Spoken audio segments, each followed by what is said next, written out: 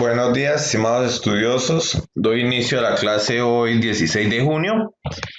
La clase va a estar enmarcada primero a resolver ahí unas inquietudes que hubo con respecto al planteamiento de unas ecuaciones de los problemas que le dejé la clase pasada.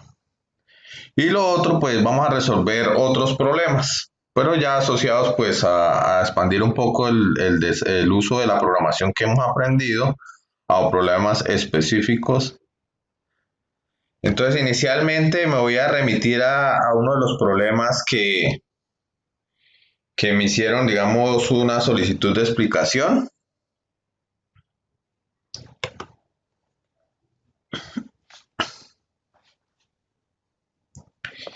Entonces, el problema 9 dice que un triángulo rectángulo, uno de sus ángulos agudos mide 12 grados, mayor que el otro. ¿Cuánto miden sus tres ángulos? Entonces, ahí partimos de que tenemos que construir dos ecuaciones y dos incógnitas.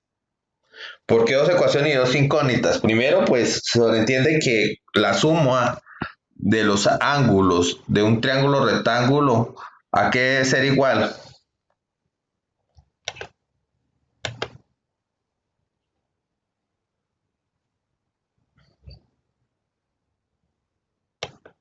De los ángulos Sí, ¿a qué debe ser igual? a 180 grados. Listo, entonces si es así, entonces la primera ecuación, entonces un ángulo lo voy a llamar X, el otro ángulo lo voy a llamar Y. ¿Y cuánto mide el otro ángulo, Valentina? Si es un triángulo rectángulo. Una de las características de los triángulos rectángulos es que uno de sus ángulos es ¿cuánto? Es 90 grados, ¿cierto? En 90 grados. Listo, entonces ahí sale la primera ecuación. Y la otra cuestión que nos piden, nos dicen que uno de sus ángulos agudos es 12 grados mayor que el otro. Entonces ahí nos están diciendo es que X es igual ¿a quién? A 12 más Y. Entonces ahora el problema consiste en replantear las ecuaciones, las voy a escribir nuevamente.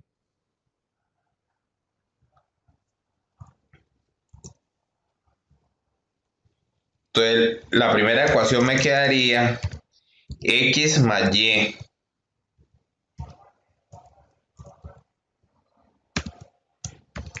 igual a 90, restando, y la otra ecuación quedaría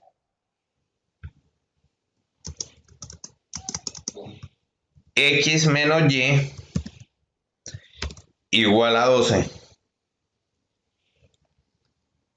Entonces tenemos dos ecuaciones, dos incógnitas. Entonces el siguiente paso pues vamos a implementar las utilizando el software de computación Scilab.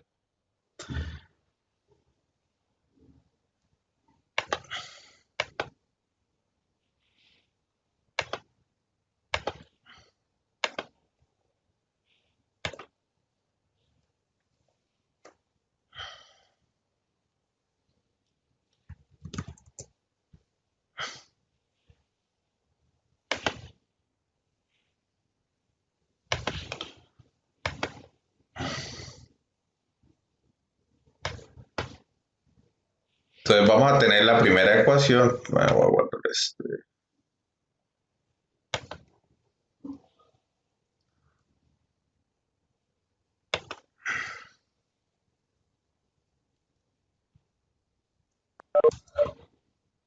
Entonces la primera ecuación me quedó X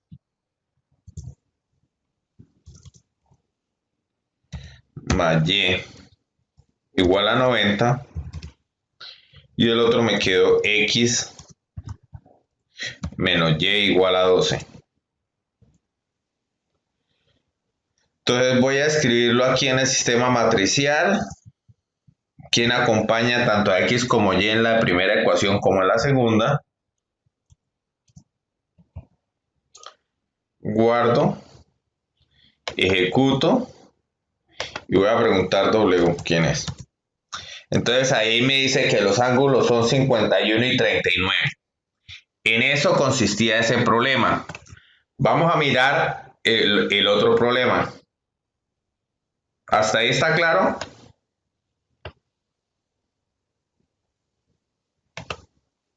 Valentina.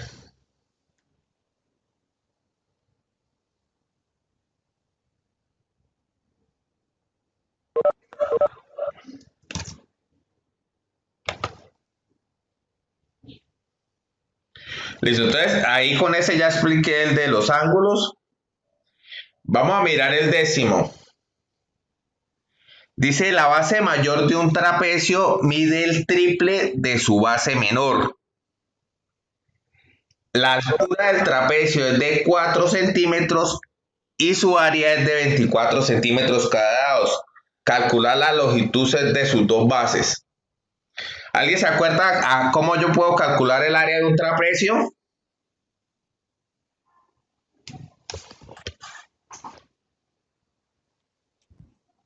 ¿Alguno tiene Sí, presente cómo? profe, creo que es Base base por mayor, altura, ¿no? Sobre. es base mayor más qué? Más base menor sobre 2 por la altura. Listo, entonces vamos a llevar este problema al sistema de ecuaciones.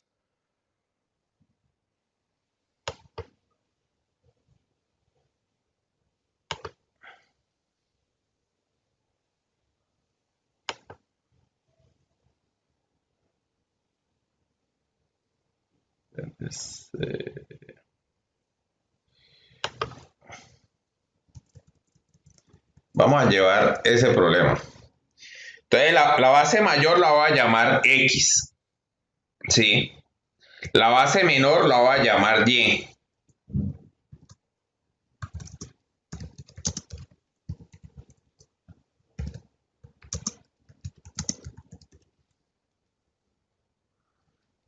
Si yo sumo la base mayor, la base menor, la divido entre 2 y todo eso lo multiplico por la altura,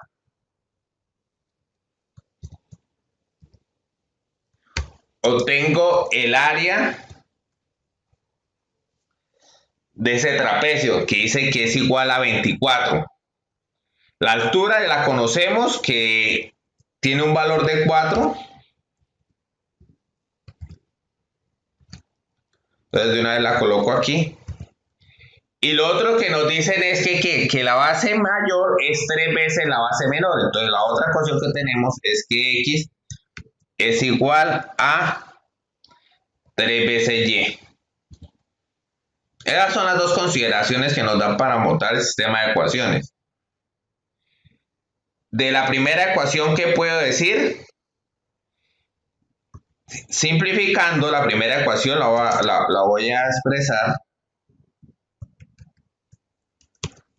Simplificando puedo decir que me quedaría que X más Y es igual a 12. Y de la segunda ecuación, simplificando, puedo decir que X menos 3Y igual a 0. Entonces ahí ya tengo las dos ecuaciones montadas, basándome que en las consideraciones de área que nos decía el problema y la relación de las dimensiones de la base menor y la base mayor del trapecio. Entonces ahora el problema consiste en llevar estas dos ecuaciones a nuestro software Scilab.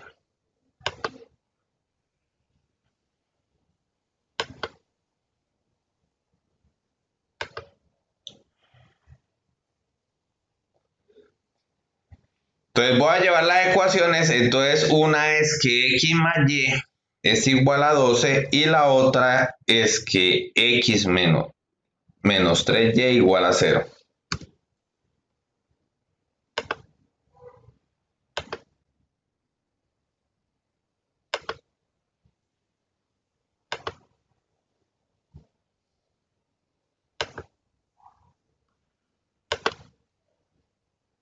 Entonces la escribo aquí en el sistema matricial, los coeficientes independientes de cada una de las variables y a lo que es igual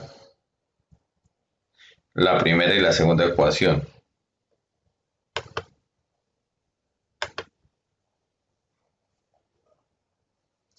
Ejecuto, pregunto cuántos son las variables y me está diciendo que la base menor es 3 y la base mayor es 9. Y así se resuelve este problema. Ahí les colaboré un poco más para que sigan trabajando el taller y ahora vamos a mirar otros problemas que les traigo hoy.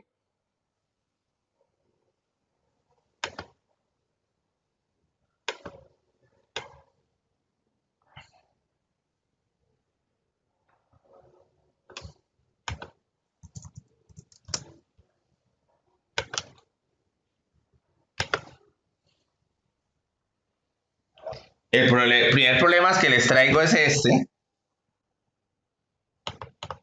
Dice un cajero automático de una entidad bancaria solamente billetes de 50, de 20 y de 10 euros. Dice que los viernes depositan en el cajero 225 billetes por un importe o por un valor de 7.000 euros. Averiguar el número de billetes de cada valor depositado, sabiendo que la suma del número de billetes de 50 y de 10 es el doble que el número de billetes de 20. ¿Cómo quedarían ahí las ecuaciones planteadas? ¿Quién me colabora?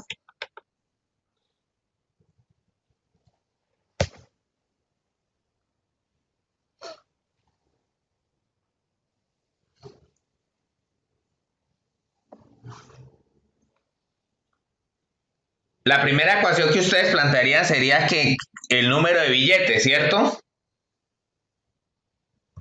Entonces, el número de billetes de 50, que no los conozco, más el número de billetes de 20, que tampoco los conozco, más el número de billetes de 10, que tampoco los conozco, debe ser igual a 225, que es el número de billetes totales que incluyen dentro del cajero, ¿cierto?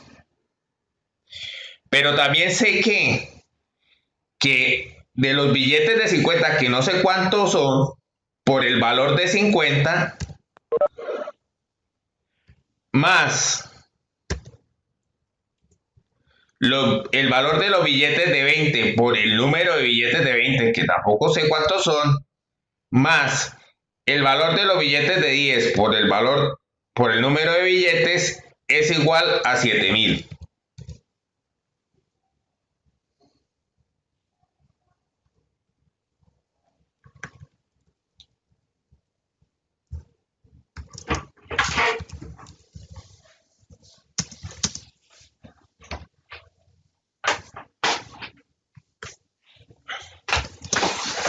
Entonces, X lo llamé el número de billetes de 50, Y dije que era el número de billetes de 20 y Z dije que era igual al número de billetes de 10. Con la salvedad que la suma de los tres es igual a 225 y a que el valor de cada uno de ellos por el número de cada uno de ellos me tiene un ingreso de 7.000 o un importe. Y la otra relación que nos dice que la suma de los números de billetes de 50 y de 10, entonces que si yo sumo los números de los billetes de 50 y los de 10, esos dos es el doble del número de billetes de 20. Entonces eso es igual a 2 veces el número de billetes de 20. Y aquí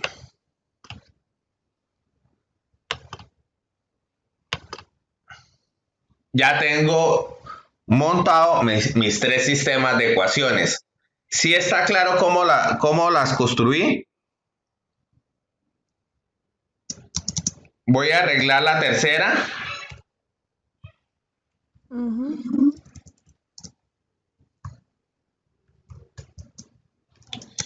Y en la tercera entonces me va a quedar X. Uy, espérese un momentico. Aquí estoy bien.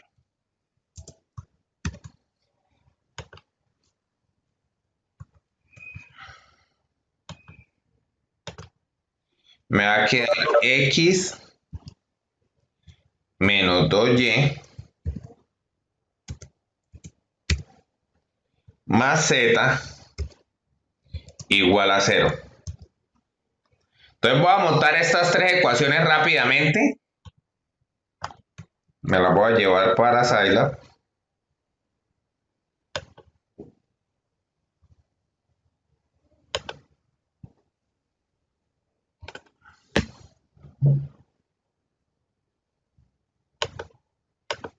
Aquí en Scilab entonces voy a montar nuevamente las ecuaciones.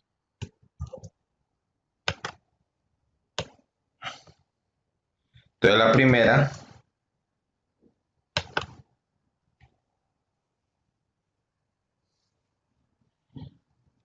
primera es que X más Y mayúscula es igual a 225, la segunda y la tercera, tenemos aquí es esta. Entonces, como tenemos tres ecuaciones, tres incógnitas, tendremos que montar nuestro sistema de 3×3. Entonces, ¿quién nos acompaña en la primera ecuación? X, Y, Z, 1 y 1 y 1.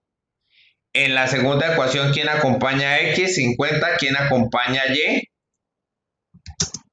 20. ¿Quién acompaña a Z? Y en la tercera ecuación, ¿quién acompaña a X? 1, a Y menos 2 y a Z 1. Y los resultados son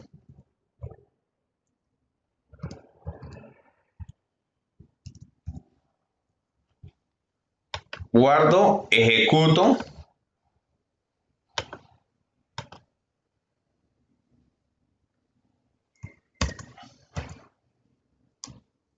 Entonces ahí ya estoy obteniendo el valor de los billetes de 50, de los de 20 y de los de 10.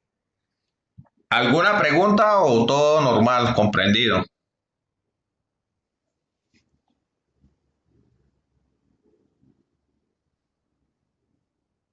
Señor.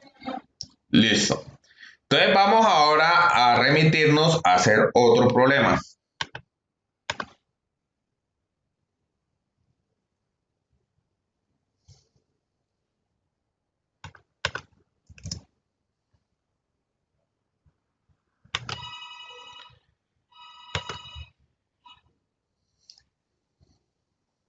Nos dicen desarrollar un programa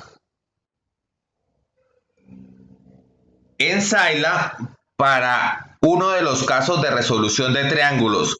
Cuando se conoce la longitud de dos lados, en este caso los dos lados son A y B, que son los dos lados que ustedes ven del triángulo. Es decir, conocemos este lado A y este lado B. Y ese ángulo que está entre medio entre A y B, entonces nos piden que a partir de esa información y las ecuaciones que están descritas ahí, en el cual a partir de A y B y el coseno de ese ángulo podemos determinar la longitud de C y podemos determinar alfa. Y como nosotros sabemos que la suma de cualquier triángulo de sus ángulos internos debe ser igual a 180 grados, entonces a partir de ya encontrar alfa podemos encontrar beta. Entonces nos dan gamma, A y B, y a partir de A y B y gamma podemos determinar beta y alfa y la longitud del otro extremo del triángulo, que en este caso está dado como C. Entonces nos piden hacer un programa que nos haga estos cálculos y que hagamos una prueba empleando valor de A 3.20, valor de B 9.55 y valor de gamma 85 grados. ¿Está claro en lo que consiste el problema?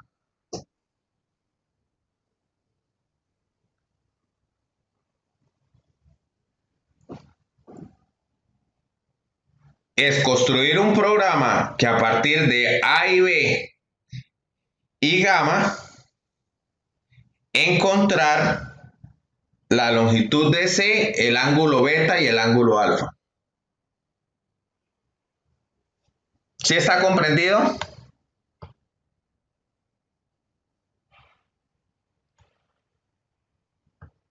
Listo, entonces vamos a tratar de implementarlo.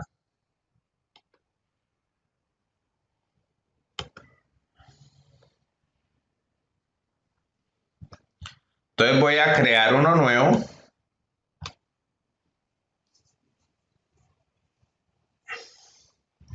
Entonces, como voy a crear uno nuevo, voy a crear una función que va a tener variables de salida, que en ese caso, ¿cuáles van a ser las variables de salida? Van a ser alfa, beta,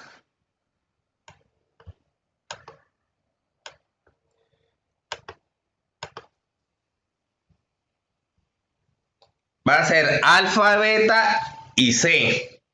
Entonces vamos a tener tres variables de salida. La función la voy a llamar calcular.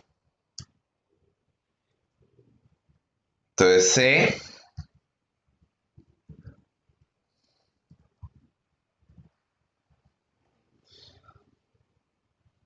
entonces calcular qué variables va a tener de entrada. Va a tener a b y la variable gamma.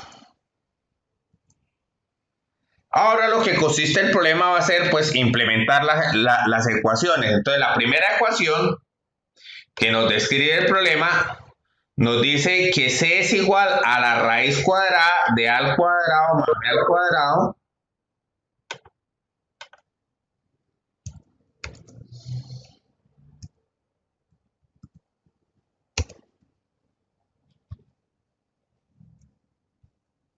de a al cuadrado más b al cuadrado menos dos veces a por b por el coseno de gamma.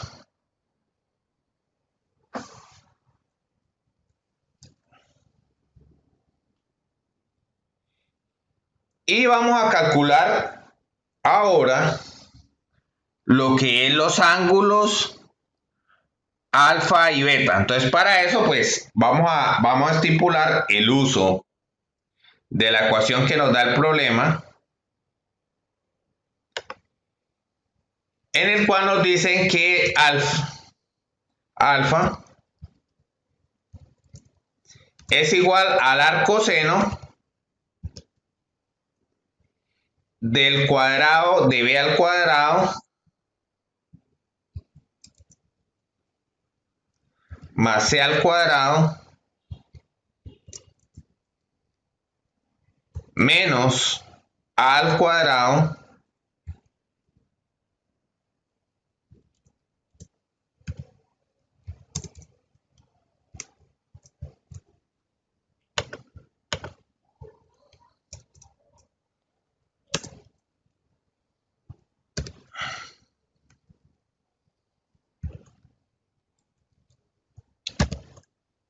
dividido entre dos veces el producto de b por c.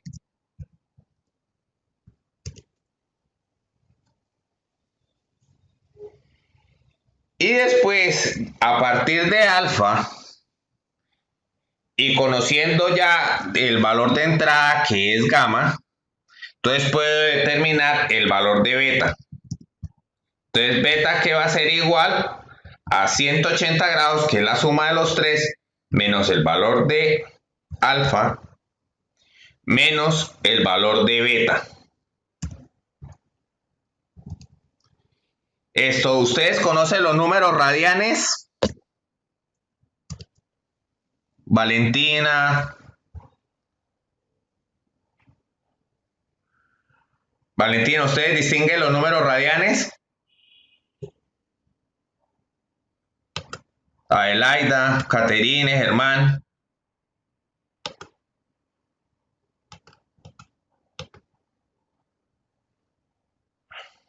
¿Sí los conocen?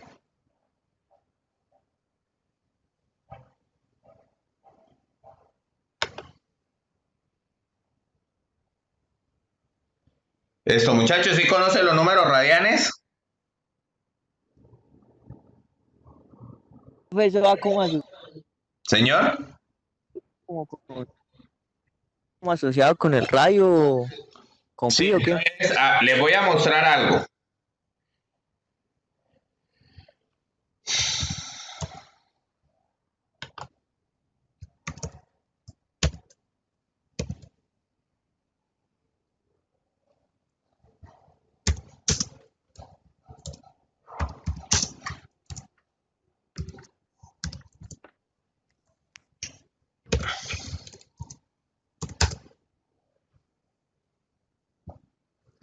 Eso que yo estoy aquí haciendo con Saila, le estoy sacando el seno al número de pi. Pi es igual, si yo lo imprimo, es 3.1415927. Ese valor en radianes es equivalente a 180 grados. Entonces, si tengo 180 grados en radianes, equivale al valor de pi. Si tengo 360 grados en radianes, su equivalente es igual a 2pi. Entonces, existe una equivalencia directa entre el valor de grados y radianes. ¿Por qué les traigo a colación la parte de radianes? Porque si se dieron cuenta, esto, si yo le saco el seno de 180, él me arroja este valor. Pero si ustedes saben, el seno de los 180 vale 0. Entonces, por defecto, Saila trabaja en radianes, no en grados. Entonces, todas las unidades que estamos operando allá, estamos obligadas a seguirlas trabajando en radianes. Si queremos pasarlas a grados, pues lo podemos hacer con una simple regla de 3. Si pi equivale a 180 grados, entonces si obtuve un valor en radianes, ¿a cuántos grados equivale? Entonces, eso lo tendremos que hacer en este código.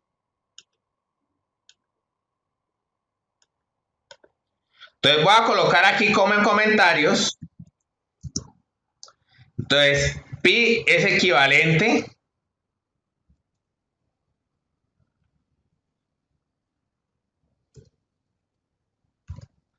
a 180 grados. 2pi en radianes tiene su equivalencia a 360 grados. ¿Por qué manejar pi y por qué manejar radianes y grados? Eso sí da por la practicidad y por la expresión física como tal de lo que es un ángulo.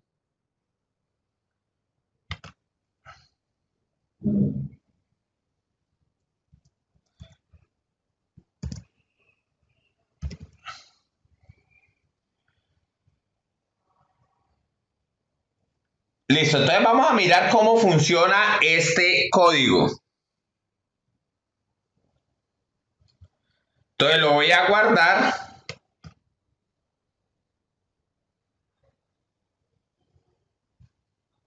Déjame calcular.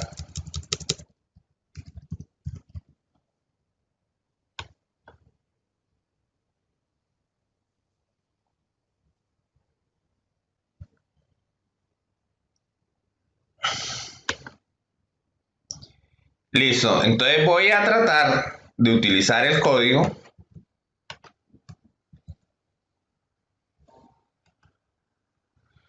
Entonces, calcular me pide A. Digamos que A valga 1 metro, que E valga 2 y que gamma sea 45 grados. Entonces, como yo estoy diciendo que gamma es igual a 45 grados, entonces esos 45 grados lo tengo que llevar a radianes. Entonces, eso lo puedo hacer con una regla de 3. Si pi es igual o equivalente a 180 grados, cuando tenga 45 grados, ¿qué ángulo tendré? Entonces, sería igual a 45 por pi dividido entre 180. Eso será el ángulo que le voy a introducir.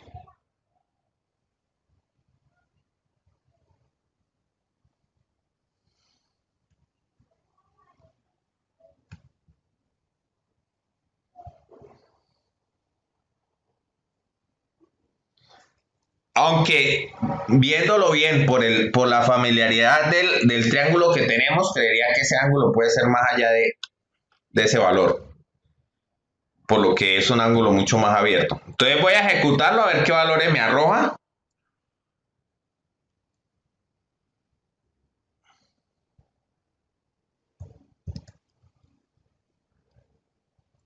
A ver, me dice que hay un error. Definida variable b alfa menos gamma.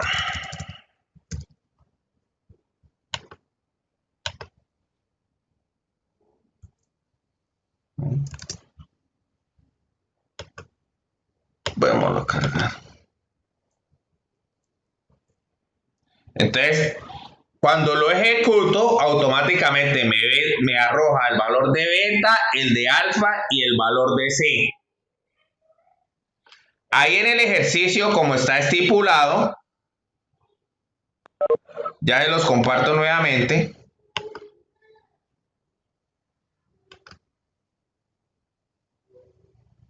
Ahí nos dicen, para valores de A igual a 3.20, B igual a 9.55 y para gamma igual a 85 grados, encontrar cuáles son los valores de C, de alfa y de beta. Entonces voy a utilizar esto en Scilab.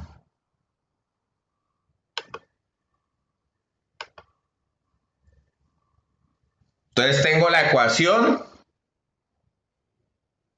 la ejecuto, entro a Scilab y le voy a introducir los valores que me definieron en el problema. 85 grados me dijeron.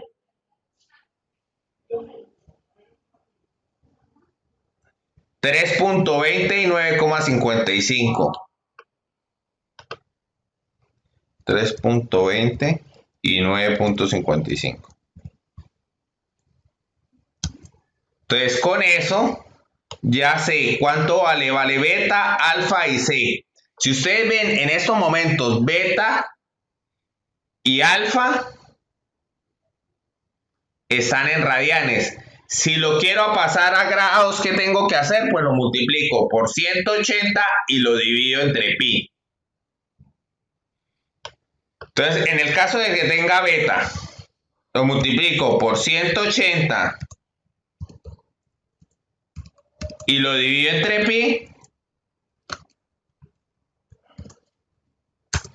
y obtengo su valor. Lo mismo lo puedo hacer con alfa.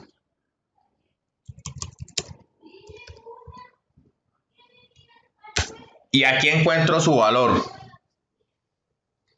Entonces, ¿qué realizamos ahorita? Utilizamos Scilab para que nos permitiera resolver un problema específico. Y este problema específico es encontrar la longitud más larga del triángulo y determinar cuáles son los ángulos internos de este a partir del conocimiento de uno de ellos.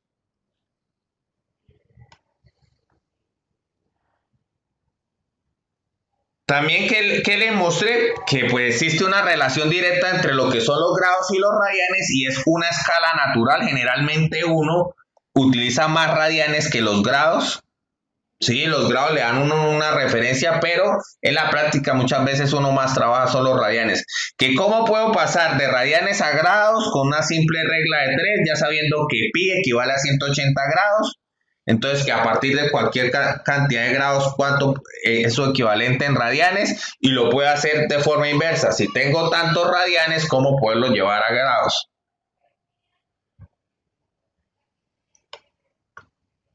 Les agradezco mucho, no sé si hay preguntas.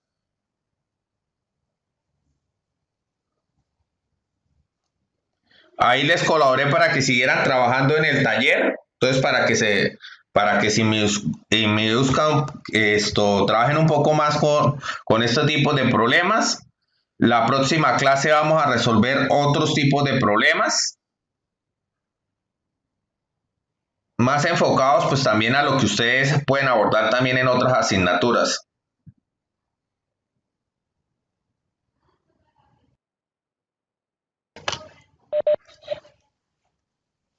Buenos días, estimados estudiosos de décimo. Entonces doy inicio formalmente a la clase de hoy. Hoy que vamos a trabajar, sobre la actividad que les había propuesto y vamos a mirar un poco sobre cómo se trabaja la parte de arreglos de vectores utilizando Processing para reforzar un poquito más ese tema. Listo, entonces les voy a compartir.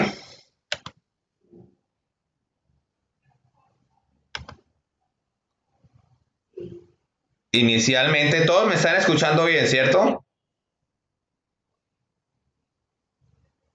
Sí, señor. Listo.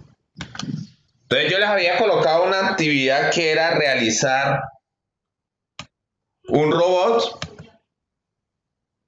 Entonces vamos a mirar inicialmente cómo podemos desarrollar este robot.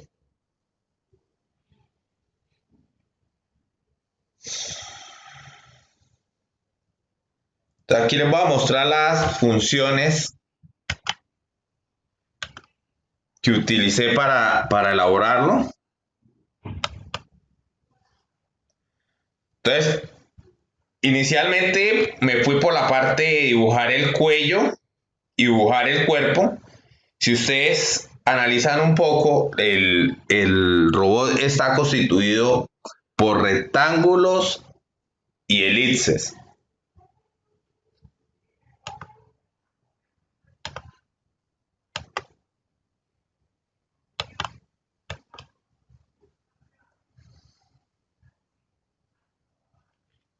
¿Alguien está viendo ahí la interfaz donde está el cuerpo en color azul y el cuello en color blanco?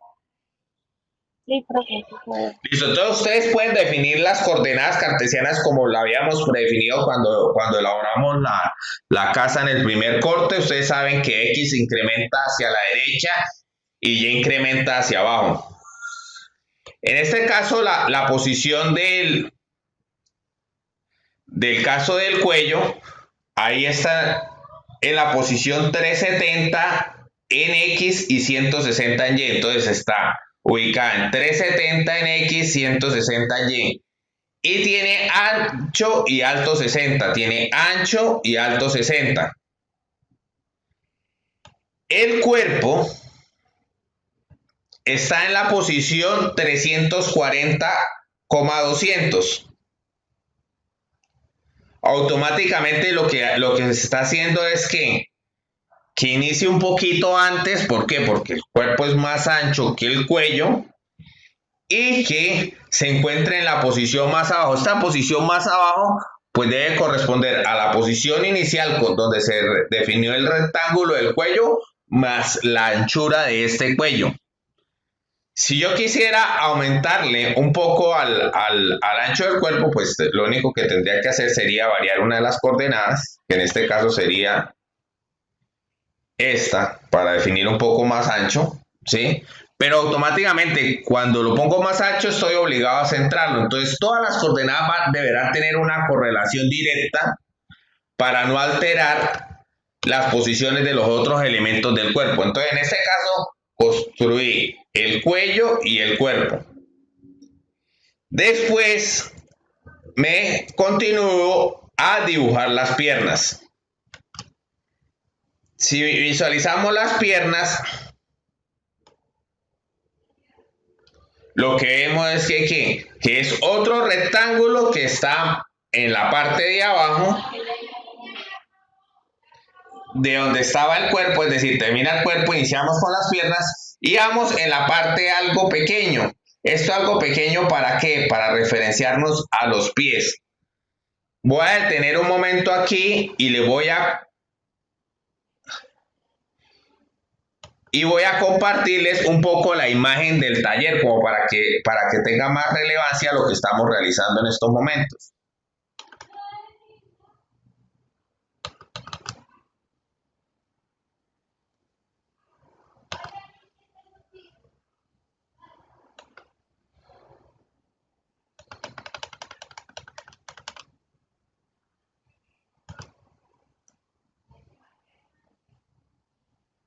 Entonces les voy a compartir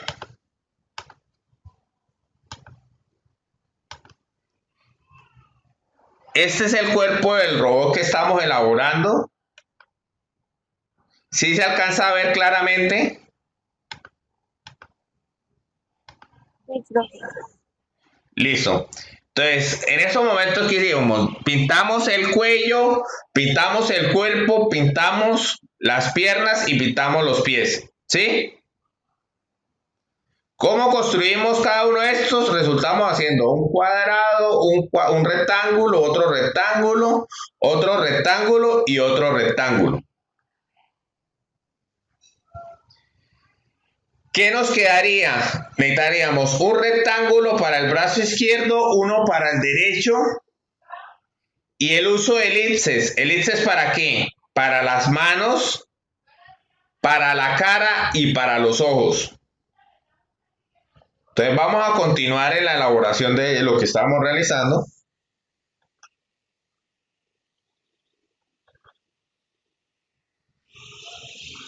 Listo, entonces, si ustedes se dan cuenta, con una línea divisoria podemos realizar la emulación de las dos piernas con los dos pies. Ahí lo ejecuté, entonces si ustedes ven, ahí están las dos piernas con los dos pies. Después, utilizando elipses, voy a tratar de emular las manos. Entonces, ahí apareció una mano.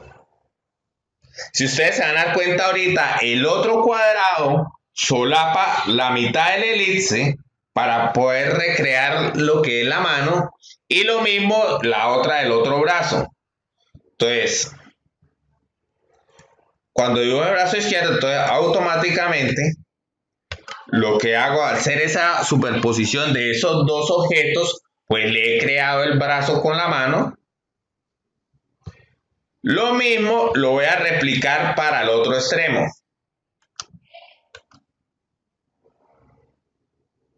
Entonces, para el otro extremo, entonces está la mano.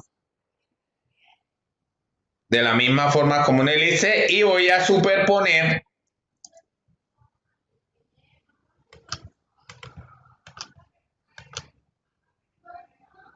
y aquí ya lo que visualizamos, que ya tengo el robot con sus dos piernas, sus dos brazos y el cuello. ¿Qué faltaría realizar? La cabeza y los dos ojos. Entonces, lo podemos utilizar con las mismas elipses. Puedo definir la cabeza del robot. Y consiguiente, en este caso, a los ojos del robot se los voy a poner rojos. Entonces voy a definirlos en rojo. Y voy a definir las posiciones de los dos elipses que van a estar sobre la posición de la cabeza.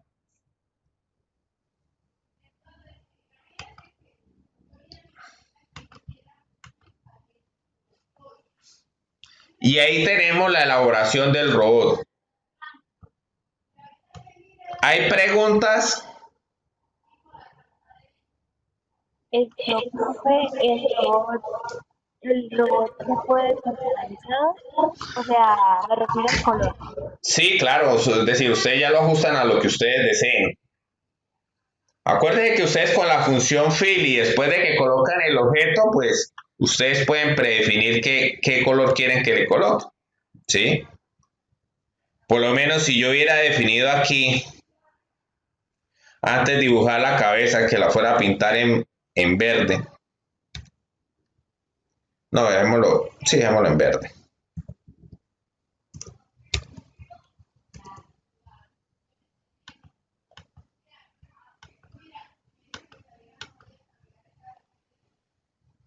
¿Sí?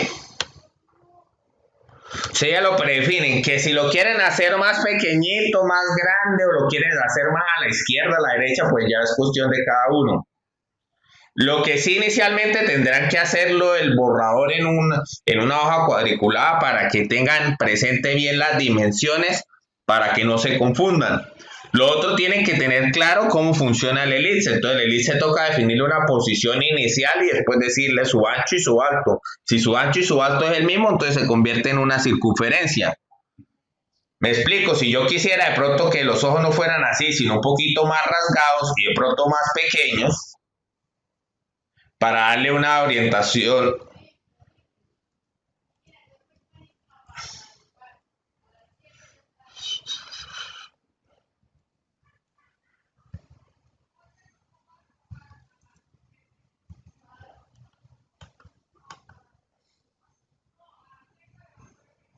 ¿Sí? Si ustedes ven ahí, ¿qué pasa? Lo volví más rasgado, ¿cierto? ¿Sí lo alcanzan a visualizar los cambios que le estoy realizando a los ojos? Sí, señor.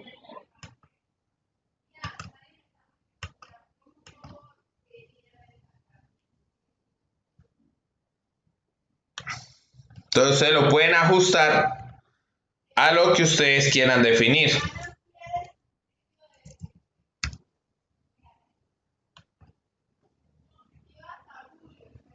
Si en el caso alguien diga, uy, no, profe, yo le quise hacer boca, pues también le puedo hacer boca, ¿sí?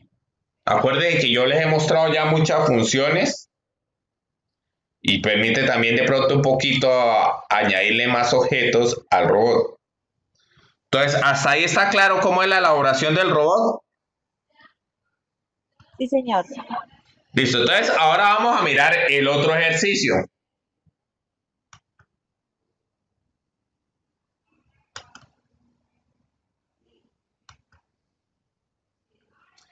El otro ejercicio que yo les había planteado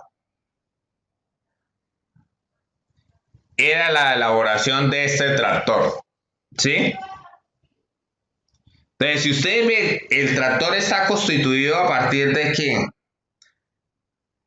tiene dos grupos de llantas, una cabina, tiene aquí donde está el radiador del vehículo y tiene una pequeña aquí tubo que parece una chimenea.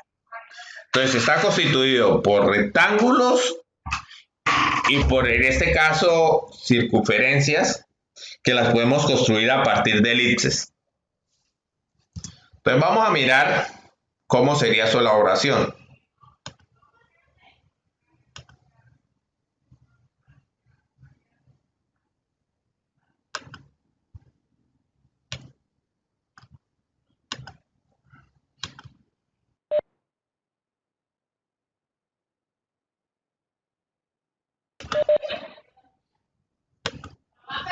Vamos a mirar cómo sería la elaboración del tractor.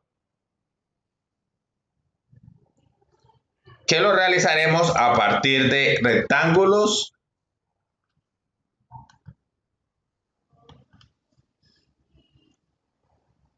y elipses. Entonces, inicialmente yo voy a definir un tamaño del cuerpo del tractor, que es lo inicial que estoy elaborando. Entonces, ahí está el cuerpo. Es que es un rectángulo, ahí lo tengo en esa posición. Ustedes lo pueden hacer una posición más hacia abajo. Ustedes son los que predefinen cómo lo realizan. Listo. Entonces, si yo quiero dibujar la cabina del tractor, pues lo que es construir un rectángulo posicionado en la parte derecha y encima del rectángulo inicial que había construido. Después ustedes se dieron cuenta que aquí en esta parte donde está la cabina, pues había una parte de una cabina interna, que la puedo emular como con otro rectángulo.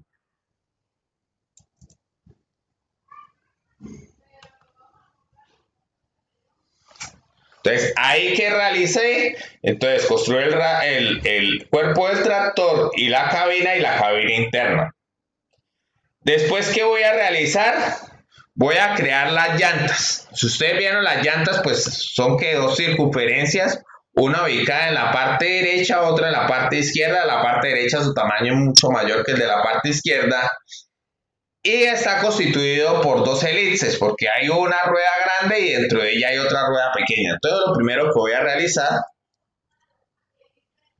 entonces, en esa realización, entonces voy a dibujar la rueda de atrás y la tapa, o en este caso sería el rin de la rueda de atrás. ¿Cómo la definí? Pues dos circunferencias, miren, es una elipse, pero sabemos que la elipse cuando el radio mayor y el radio menor son iguales, pues resulta siendo una circunferencia. Y lo mismo voy a realizar para las llantas delanteras. ¿Dónde voy a ubicar esa elipse? Pues la voy a ubicar en la posición donde dibujé el cuerpo del tractor. Entonces, si definí que era la posición 100, entonces en esa posición 100 voy a iniciar el dibujo de la llanta delantera. ejecuto. Entonces ahí ya tengo el cuerpo del tractor, la cabina, las llantas traseras y delanteras con sus respectivos rines. ¿Qué nos hace falta? Pues nos hace falta dibujar lo que es aquí el rallador y la chimenea del tractor. Entonces, para el rallador, construí inicialmente un rectángulo para emular el rallador y después aquí voy a colocar unos rectángulos pequeños que van a estar en zigzag, es decir, van a estar aquí colocados en la parte frontal. Los costales son ¿qué? Son rectángulos pequeños que van a estar aquí espaciados. Entonces así dibujo las rejillas. En este caso, cada una de las rejillas tiene de altura 100, de ancho 10, pero están separadas cada 20, iniciando desde la posición 100 hasta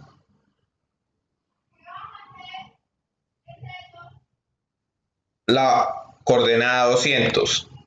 Voy a ejecutar. Entonces, ahí que hice, entonces inició en la posición 100, 140, 160, 180 y 200. Si digamos yo le quiero meter otra rejilla, que no quiero 4, yo no quiero 5 rejillas, entonces hago lo mismo, dejo la misma posición en X, varío la posición en Y. Esto es el ancho del rectángulo y esto es el alto. Entonces voy a decir, uy, voy a hacer esta rejilla un poquito más gruesa. La voy a dejar de 15.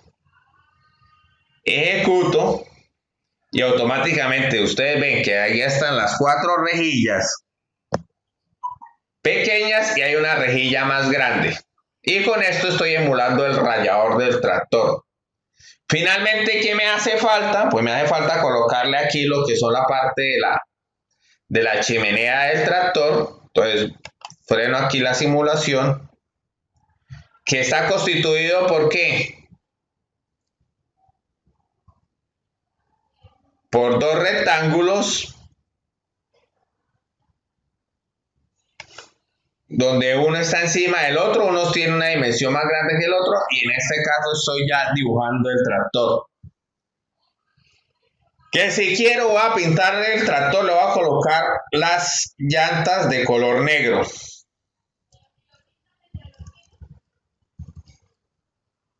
Entonces, el negro es ausencia de color, 00. Y después para el resto lo voy a dejar en blanco.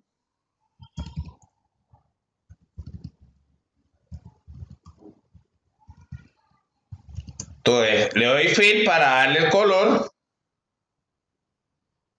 Entonces, en este caso la rueda ya la tengo negra. Lo mismo va a hacer con la otra rueda. Entonces, con la otra rueda también la voy a poner negra.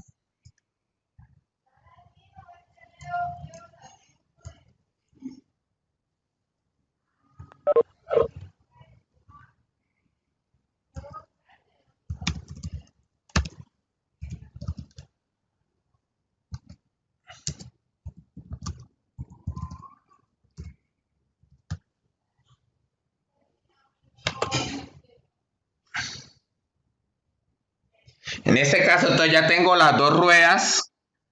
Si le quiero dar una tonalidad al cuerpo del tractor, pues ahí también ya lo tendré que predefinir. En mi caso, digamos que si quisiera un poco una tonalidad café, entonces voy a buscar unos valores para definir esa tonalidad café, como para poderle personalizar un poco más bonito. Voy a buscar aquí una tonalidad. Color café RGB.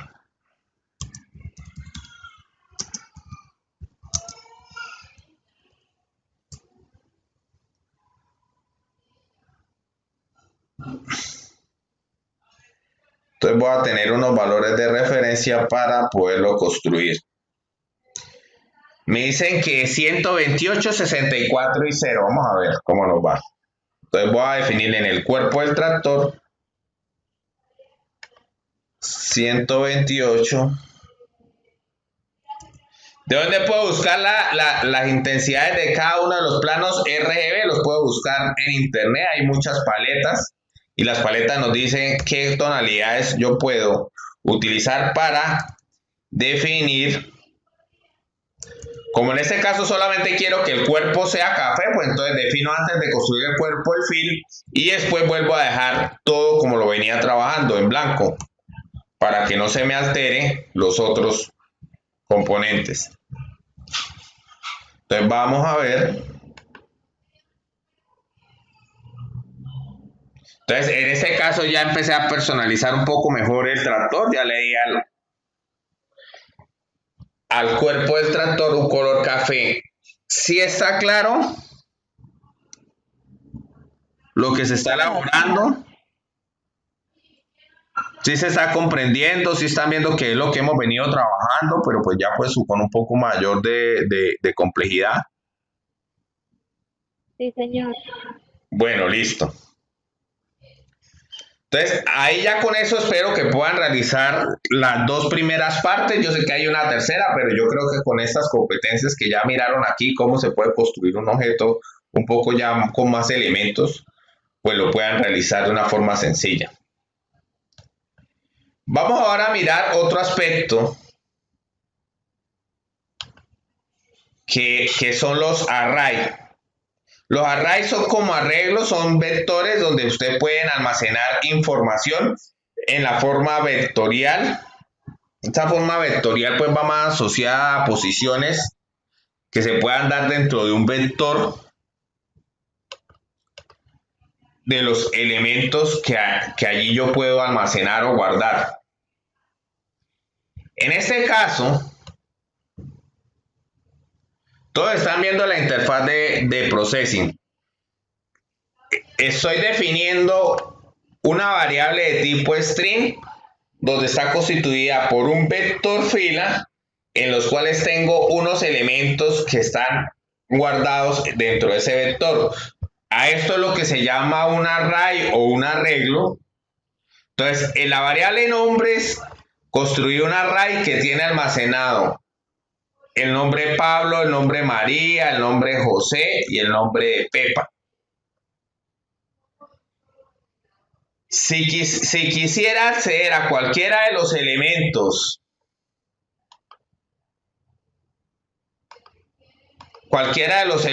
de ese vector, pues puedo acceder automáticamente. Si quiere, imprimo aquí de una vez. Lo voy a imprimir aquí. Voy a definir un frame. Voy a dejar por aquí un frame pequeño. Vamos a definirlo de 300 por 300. Y le voy a decir que el primer elemento 0 de ese array me lo coloque en la posición 30.45. Entonces, automáticamente, si ustedes ven aquí aparece Pablo, ¿sí lo están visualizando o no? Sí, profe. Listo. Si yo quisiera colocar el resto de nombres,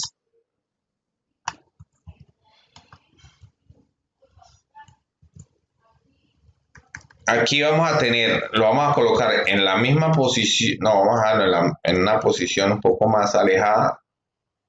Entonces, el segundo elemento que es María, lo voy a colocar dentro de la interfaz. Voy a colocar Pablo y al lado María. Es decir, la variable nombres, pero en la variable nombres tengo guardados 4 elementos, que esos 4 elementos tienen una estructura string porque es una cadena de caracteres. Entonces yo puedo acceder a cada uno de esos elementos de ese vector fila que es constituido como si fuera un array o un arreglo a partir de definiéndole, oiga, por favor, necesito tener el objeto de tal posición, regáleme el objeto en esta otra posición. Lo puedo extrapolar también para acceder a los otros. Voy a colocarlo en la posición 120 y en la misma. Y finalmente voy a acceder a la posición última y lo voy a colocar en la posición 160. Entonces Entonces, en este caso puedo utilizar una variable y en esa variable puedo tener almacenada más información y acceder a ella a partir de unos índices, que en este caso es el 0, el 1, el 2, el 3 y el 4. ¿Sí está claro lo que es un array?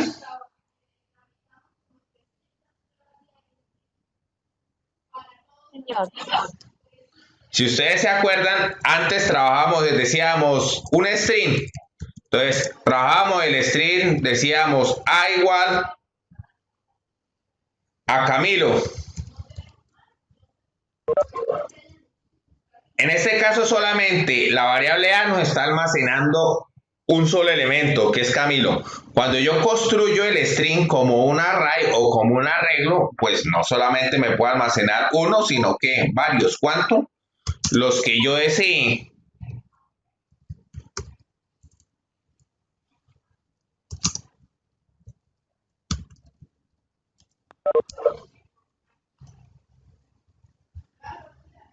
¿Cómo puedo acceder a cada uno de ellos? Pues a partir de su índice.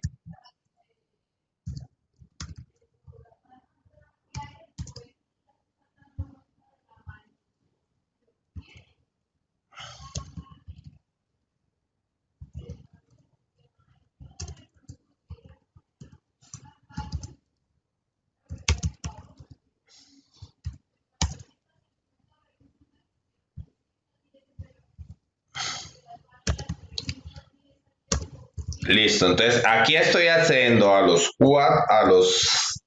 6 elementos que tiene el array.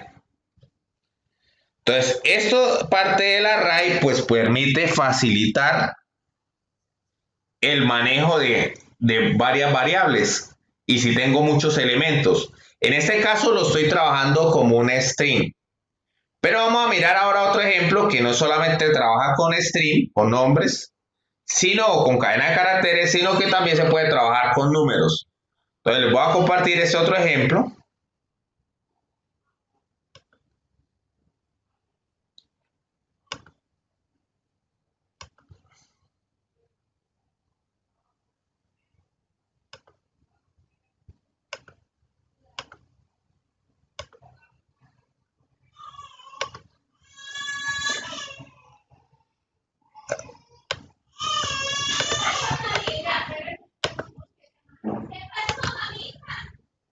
Entonces, en este otro ejemplo, vamos a trabajar un array, pero este array ya no es de string o de caracteres, sino vamos a trabajar con números punto flotante. En este caso le estoy diciendo que este array que estoy construyendo aquí le cree 100 posiciones. Entonces voy a crear un vector que tiene 100 posiciones donde las posiciones están definidas para números que puedan ser puntos flotantes. Voy a crear aquí, más o menos, pero venga, les muestro mejor inicialmente en qué consiste el ejercicio que vamos a realizar. Vamos a colocar una pelota de forma aleatoria. Cuando digo de forma aleatoria, de forma randómica o de forma no determinística sobre esta pantalla. Entonces va a ir moviéndose la pelota. La pelota se va moviendo de forma aleatoria. Entonces, la información de la posición de la pelota va a estar asociada a la posición dentro del array que vamos a crear, que es punto flotante. Entonces, inicialmente creo el array punto flotante y ese array punto flotante lo que voy a hacer es llenar todas las posiciones de ese vector con números que van desde 0 hasta el ancho de la interfaz. En este caso el ancho de la interfaz, como es pequeñito, pues aparece, pero digamos vamos a crear una interfaz un poco más grande.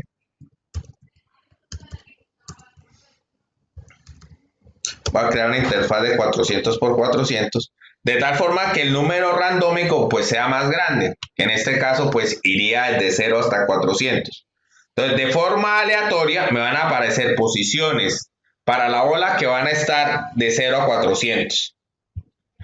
Entonces en este caso voy a utilizar la función y. Esta función y es una función que dice que mientras mientras la variable i sea menor que 100, por favor, lléneme las posiciones del vector x o del arreglo x con la información de un número randómico que va desde 0 hasta el ancho de la pantalla. Y después incrementeme la variable i. I más es equivalente a que si yo tuviera igual a i más 1. Ahí lo que estoy haciendo es incrementando el variable de i en un valor, de tal forma de que de forma randómica el vector x se me esté llenando con toda la información del valor randómico y controlado por la variable i. Entonces los 100 elementos que voy a crear automáticamente los estoy llenando con información aleatoria. Después defino el background. Este frame rate es para que no me hagan cambios muy rápidos en la interfaz. Es decir, en este momento ahí me va a decir que cada segundo me refresque la interfaz, de tal forma de que yo pueda ver el movimiento de la pelota.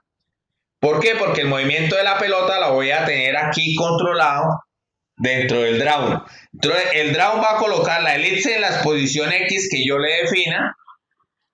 Si lo hiciera tanto para la posición X como para la posición Y, pues nos daremos cuenta que pues va a haber movimiento horizontal y vertical. Y después nos va a imprimir el valor aleatorio que creamos anteriormente con la función random. Después hago n igual a n más 1 o n más, que es equivalente. Voy a incrementar el valor de n a partir de que cuando me aparezcan todas las elipses me vuelva a la posición 0.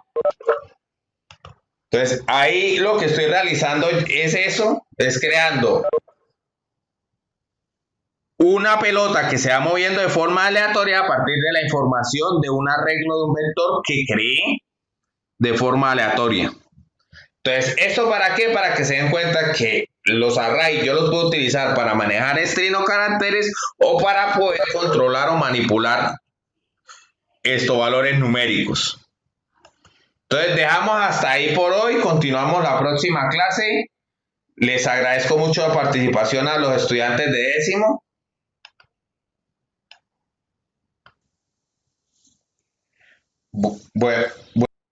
Buenos días, estimados estudiosos. ¿Me escuchan? Buenos días, sí, señor. Bueno, vamos a continuar con la parte de programación. ¿Pudieron trabajar bien con el otro servidor? Sí, señor. Listo. Entonces vamos a mirar los nuevos retos que vamos a abordar. Vamos a seguir aprendiendo otras estructuras asociadas a la parte de programación.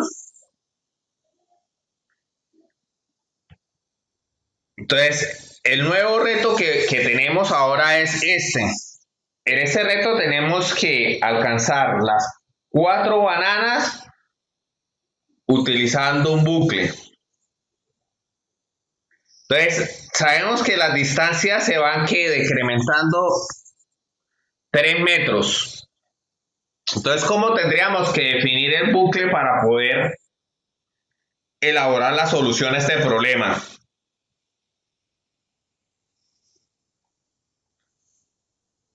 Entonces, el mico tendrá que ir, acercarse, coger la banana y redireccionarse. Entonces, me voy a ayudar con times. Entonces, ¿cuántas veces tengo que hacer el movimiento? 4 veces. 4. Listo. Entonces, inicialmente, ¿qué es lo que tendré que hacer?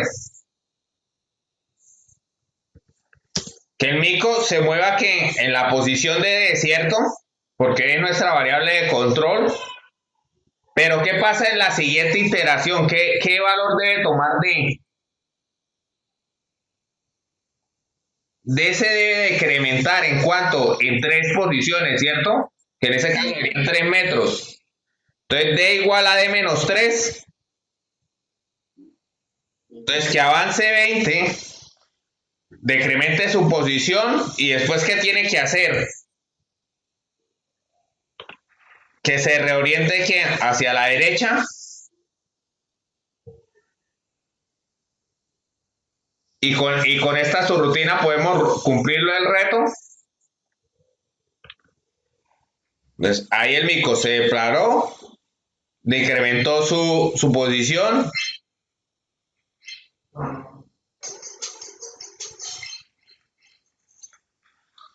Listo, vamos a ver el siguiente.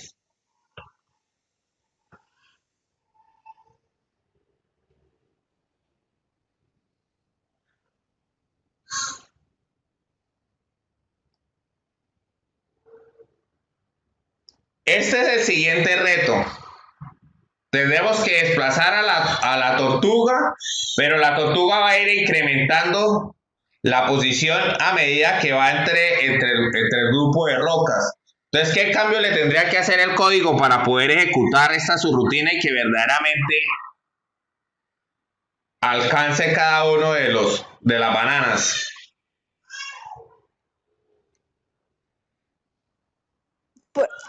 Pues, profesor, ahí no se disminuye a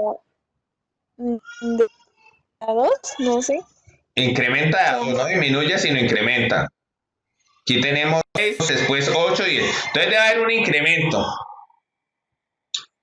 Pero ese incremento va a ser el control, digamos, d igual a d más 2. Pero aparte de este incremento de d igual a d más 2, tendremos que hacer que la tortuga se desplace, ¿cierto?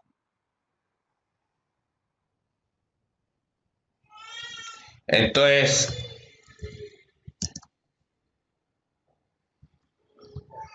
la tortuga se va a ir desplazando ¿cuánto?